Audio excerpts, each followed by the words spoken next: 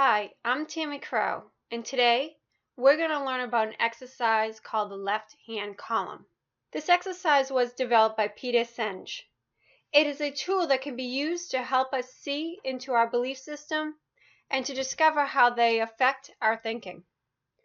Oftentimes, the left-hand column exercise will reveal ways in which we manipulate situations to avoid dealing with our feelings and thoughts, thereby losing the opportunity for honest and meaningful dialogue. It also can help us see how we sometimes keep ourselves from full, authentic communication because of assumptions we hold, often in our subconscious minds, about others who don't necessarily see the situation as we do.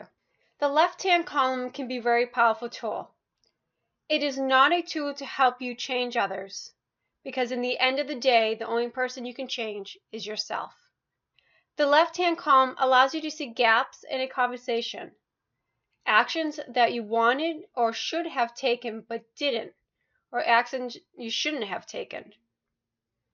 Reflecting on a conversation and what we're thinking and feeling at that time allows a person to also notice how their feelings affect the outcome of a conversation.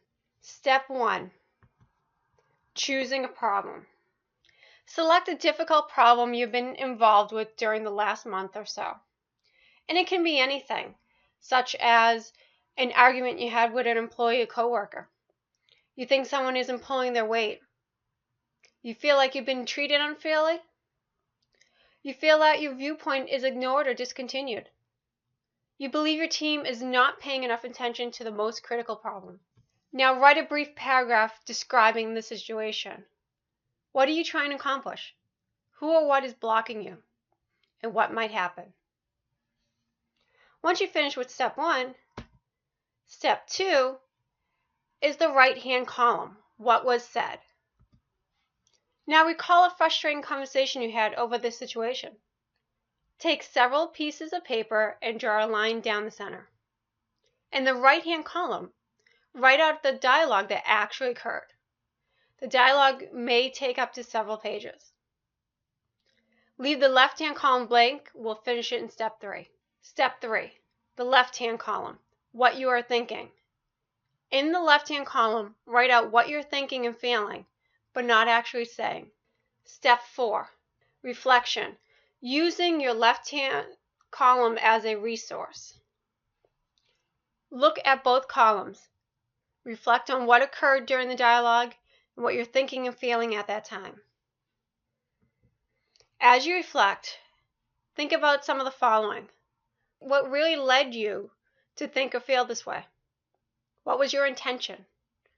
What were you trying to accomplish? Did you achieve your intended results? How might your comments have contributed to the difficulties? Why didn't I say what was on your left-hand column? What assumptions are you making about people? What are the costs of operating this way, and what are the payoffs? What prevented you from acting differently? And then how can I use your left-hand column as a resource to improve your conversation? So your piece of paper should look something like this. Step 1 is the problem, the brief summary of what is actually going on, what you want to accomplish, what didn't you want to accomplish. Step 2 is what actually happened in that difficult conversation. From word for word, what actually happened. Step 3 is what you're thinking. And step 4 is the reflection, looking back at all the 3 steps. And how are you going to go forward from this? So we're going to actually take a look at a conversation that was done by 2 people. In the upper left-hand column, we have Todd. In the bottom right-hand column, we have Jim. Jim is an R&D project manager, assumes his supervisor, Todd, feels harshly about him. We're going to go through the conversation. Todd: Jim, I'd like to come down there next week. We're a few weeks behind, and I think we might all benefit from the meeting at your office. Jim: I've been very concerned about these deadlines. As you know, we had some tough luck here, and we're working around the clock. But of course, we'll squeeze in a meeting at your convenience. Todd: Well, it occurred to me that we could use better coordination between us. There are probably some ways I can help. Jim, well, I'm happy to talk through any changes you have in mind. Todd, I don't have anything specific in mind. Jim, I'd like to have a prototype finish to show you before you come down. What if we set up a meeting for the 27th? Jim is going to write down everything that happened in that conversation in the right-hand column. It will look something like this. In the left-hand column, Jim is going to write down everything he was thinking during that conversation. And it will look something like this. And I want to go over this. So when Todd was saying that he wants to set up a meeting, Jim was thinking, we're 2 months late. I didn't think he knew I was hoping we would catch up. So when Jim is talking about how concerned about his deadline is, what he's thinking is, I need to make it clear that I'm willing to take responsibility for this, but I don't want to volunteer for more work. When Todd was talking about better coordination, Jim was thinking, he never offers to help in the planning stage when I could really use it. It's too late now to bring up. And when Jim's thinking, yep, he's going to be happy to hear about the changes, and all he could think about is the changes Todd, keeps making are the real reason they're late. And Jim, he's saying he wants to get a phototype ready. And what he's thinking is, it's a shame I can't tell him that he's the cause of the delays. If I could hold him off for 2 weeks, I think we'll be ready.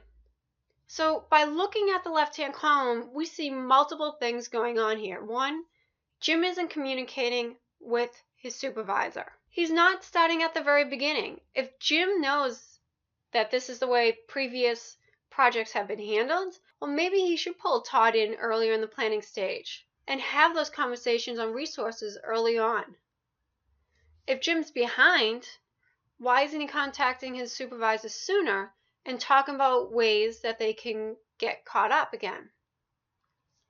If he thinks his manager is always changing things, well then why does he think his manager's always changing things? Have that conversation.